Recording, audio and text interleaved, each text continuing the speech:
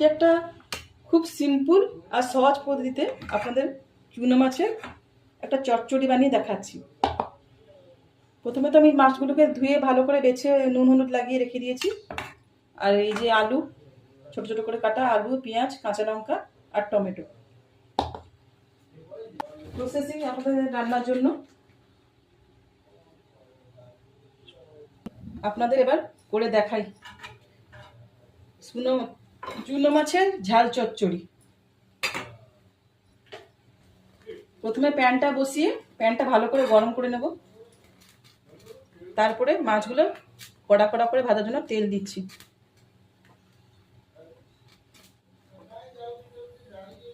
তেলগুলো একটু ভালো করে গরম হলে মাছগুলো ভাজবেন, নাহলে মাছগুলো ভেঙে যাওয়ার চান্স আছে। তেলটা ভালো করে গরম হয়ে গেছে, এরপর আমি চুনো মাছগুলো ছেড়ে দেবো।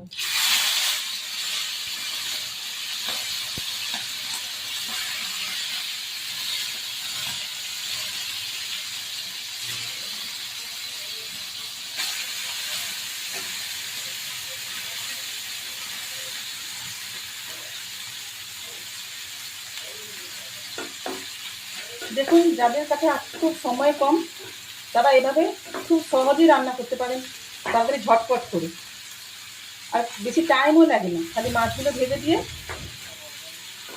আপনারা কুকারে বসিয়ে দেবেন, 5 মিনিট কি 10 মিনিট টাইম লাগবে চুনো মাছের ঝাল চচ্চড়ি হওয়ার জন্য। মাছগুলো আমি কড়া কড়া করে ভেজে নিয়েছি।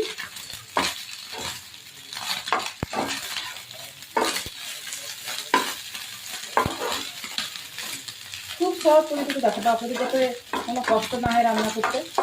এরকমভাবে করলে আপনাদের টাইমও কম লাগবে আর খেতেও খুব সুস্বাদু লাগে।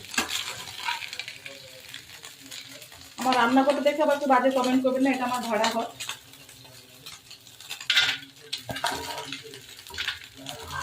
এবার মাছগুলো রেখে দেবো।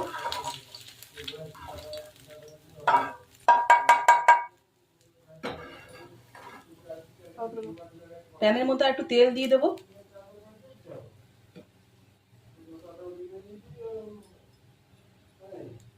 তেলটা গরম হয়ে গেলে 5 ফোড়ন,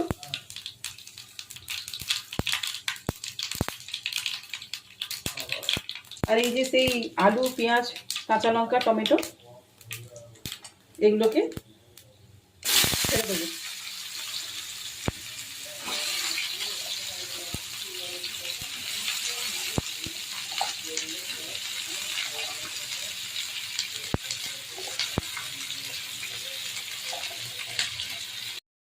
কুকার থেকে নামিয়ে দিয়েছি। দেখুন, জলটা আর একটু শুকিয়ে দিলে একটু ঝরঝরালে ভালো লাগবে। আমি ওই জন্য একটু প্রেসার কুকার থেকে বার করে একটু জল শুকানোর জন্য প্রায়তে দিয়ে দিয়েছি।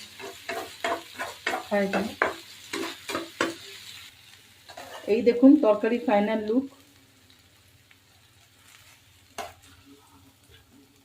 এটাকে আপনারা নর্মাল ডাল ভাতের সঙ্গেও খেতে পারেন, রুটি দিয়েও খুব মজার লাগবে। এমনি করে একবার করে খেয়ে দেখুন, ট্রাই করুন। খুব একটা সিম্পলভাবে রান্না, কিন্তু খুব একটা সুস্বাদু রেসিপি।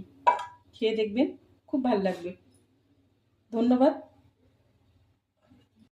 সাপোর্ট করুন।